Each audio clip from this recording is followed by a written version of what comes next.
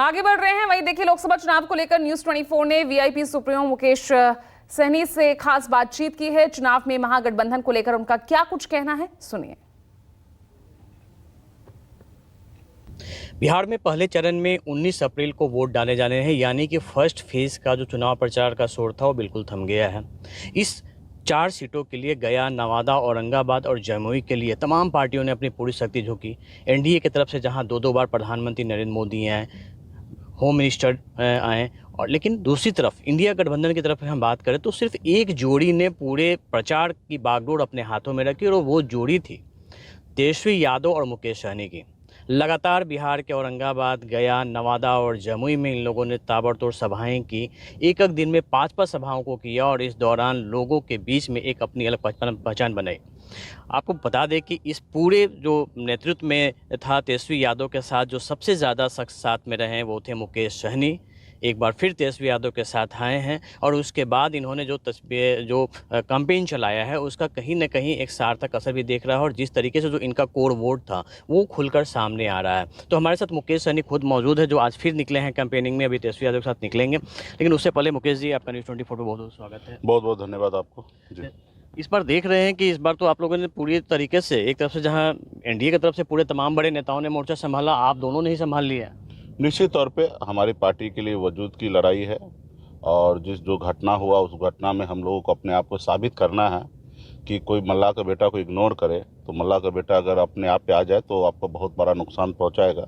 और मजबूती से हम लोग तेजस्वी जी के साथ में 4 लोकसभा क्षेत्र में हमने मजबूती से काम किया है, और चारों सीट पर हम लोगों का अभी के तारीख में हम समझ सकते हैं कि हमारे रिजल्ट अच्छा है, और मजबूती से हम लोग काम करें। दूसरी तरफ जो कहने के लिए एनडीए है, लेकिन सच में एनडीए पूरे देश में नहीं है, सिर्फ भारतीय जनता पार्टी है।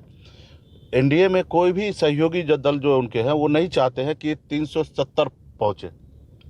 जब 370 282 भी अगर पहुंच जाता ना, 272 भी पहुंच जाता ना, तो भारतीय जनता पार्टी अपने किसी सहयोगी को कुछ नहीं पूछता है। तो उनके सहयोगी को पता है कि अगर जिस रोज ये अपने खुद की बहुमत अगर देश में बना लेंगे 272, तो हमारे 1% भी नहीं चलने वाला है। तो उनके कोई भी सहयोगी नहीं चाह रहा है कि मोदी जी 272 भी पार करें। वो चाहते हैं कि मैक्सिमम मोदी जी 200 तक आए और हमारे सहयोग से देश में सरकार बने, और उनका एक हद तक सोचना भी जायज़ है। तो अभी बिहार में जो है एलजेपी है, तो एलजेपी अपने खुद के सीट पर वो चाहते हैं कि हम कैसे 5 सीट जीत रहे, बाकी उनको कोई क्षेत्र से कोई लेना देना नहीं है। वो सब जगह का अपना प्रदेश से लेकर राष्ट्रीय कमेटी या जिला कमेटी के मुख्य नेता को अपने अपने सीट पर लगा दी। उसी तरीके से जेडीयू भी अपने एक सीट पर 17-16 सीट पर अपना पूरा टीम लगा दिए हैं। मांझी जी हो या उपेंद्र कुशवाहा जी है, ये लोग अपने आप को जीतने में पूरा शक्ति झोंक रहे हैं। तो कहने के लिए वहाँ एनडीए है, बाकी अकेले भाजपा लड़ रही है, और उनके सहयोगी कोई भी नहीं चाह रहे, सिर्फ बिहारी नहीं देश में नहीं चाहते कि वो उनका चुनाव जीते। हम लोगों का क्या है कि हम लोग मजबूती से कि हम यहाँ पे हमको अभी अपने आप को साबित करना है कि 10% वोट मैं क्लेम करता हूँ, मेरा वोट ट्रांसफर हुआ कि नहीं हुआ। इसके लिए हम दिन रात मेहनत कर रहे हैं, हमारे पार्टी के पूरे संगठन के लोग मेहनत कर रहे हैं, ताकि अगला जो 25 का चुनाव आएगा तो उस समय में हम लोगों को मजबूती हो, हमारी सरकार बने। तो हम लोग काम कर रहे हैं और तेजस्वी जी के नेतृत्व में कर रहे हैं। एक सवाल था मुकेश जी की, लास्ट तक आप लगे रहे कि एनडीए में शामिल होने की बात की जा रही थी कि एनडीए में आप शामिल होंगे, एनडीए से गठबंधन रहेगा, लेकिन आखिर क्या बात ऐसी बिगड़ी कि आपकी कई दौर की वार्ता भी अमित शाह के साथ हुई थी, आखिर बात कहाँ बिगड़ी? देखिए, निश्चित तौर पे वो लोग चाहते थे कि हमारे साथ आए, सीट का ऑफर भी उन्होंने किया है, बातचीत भी हुआ, इसमें कोई किंतु परंतु नहीं। हम वहाँ पे जाना नहीं चाहते थे। वहाँ पे एक ही हमारा कंडीशन था कि हम आपके साथ आएंगे, एक ही शर्त पर, आरक्षण आप लागू कर दीजिएगा, आरक्षण पे ठोस निर्णय लीजिएगा, तब हम आपके साथ गठबंधन करेंगे, वरना नहीं करेंगे। क्योंकि आपको पता होगा कि हमने एक हाथ में गंगा जल लेके संकल्प यात्रा हमने पूरे निकाला है 125 दिन का। उसमें हमारा एजेंडा ही था, हाथ में गंगा जल लेके संकल्प लिया था कि आरक्षण नहीं तो गठबंधन नहीं, और गठबंधन नहीं तो भाजपा को वोट नहीं। जब हमने पूरे बिहार के एक निषाद हाथ में गंगा जल लेके और ये संकल्प लिया, तो भला हम कैसे उनके साथ बगैर आरक्षण को समझौता कर सकते हैं? आपने कई टीवी मीडिया से आपने देखा होगा कि हमने खुलेआम उस समय कहा हमारे लिए सीट मायने नहीं रखता है, सीट कम ज़्यादा मिले, एक मिले ना मिले, कोई फर्क नहीं पड़ता, हमें आरक्षण चाहिए। तो आरक्षण पर वो ठोस निर्णय नहीं ले पाया, इसलिए हम उनके साथ नहीं गए। अगर वो आरक्षण लागू कर देते तो शायद हम जा भी सकते थे वहाँ पे। बाकी रहा कि वो लोग चाहते थे कि हमारे साथ आए, लेकिन हमने वहाँ पे बगैर आरक्षण का शर्त पे कुछ नहीं। हाँ, दिसंबर महीने में गृह मंत्री जी कहे कि हम आरक्षण करेंगे, और उनको उस समय में मल्ला का बेटा का ज़रूरत था। उस समय में नीतीश जी महागठबंधन का पार्ट थे, और जैसे महागठबंधन से नीतीश जी एनडीए में आ गए तो एनडीए को लगा कि हमारे पास नीतीश जी आ गए तो हम किसी को ज़्यादा तरजीह क्यों दे, भाव क्यों दे, आरक्षण क्यों लागू करें। तो वो सोच के उन्होंने आरक्षण नहीं लागू किया, और जिसके कारण है कि हम उनके साथ गठबंधन नहीं किए। और अच्छा, आप घूम रहे हैं इतना, क्या आपको लग रहा है कि इस बार तीसरी बार मोदी सरकार बन पाएगी?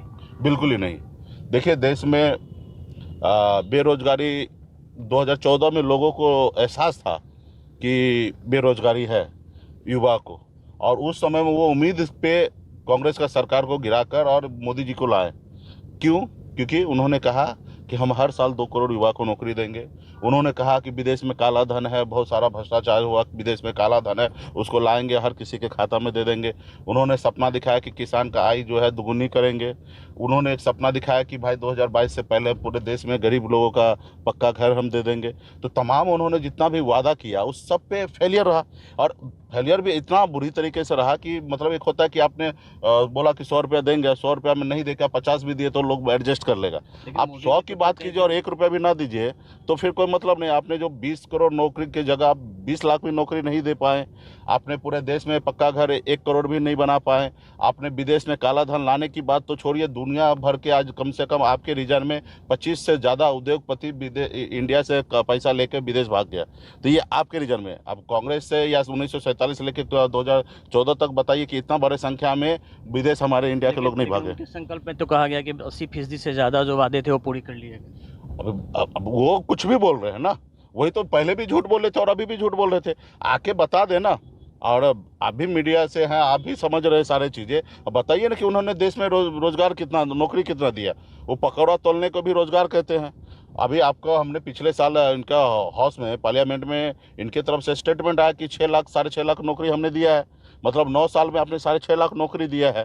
अब 10वां साल में आपने कितना नौकरी दिया होगा? सर, आपको लग रहा है कि बेरोजगारी, महंगाई, ये सब कोई आम लोगों के बीच के जहन का मुद्दा है? हाँ। उन्हें तो मोदी बनाम विरोध विपक्ष की लड़ाई लग रही है। देखिए, हर आदमी को परेशान है, खास करके मिडिल क्लास जो है वो बहुत परेशान है, और गरीब तो परेशान सदियों से है।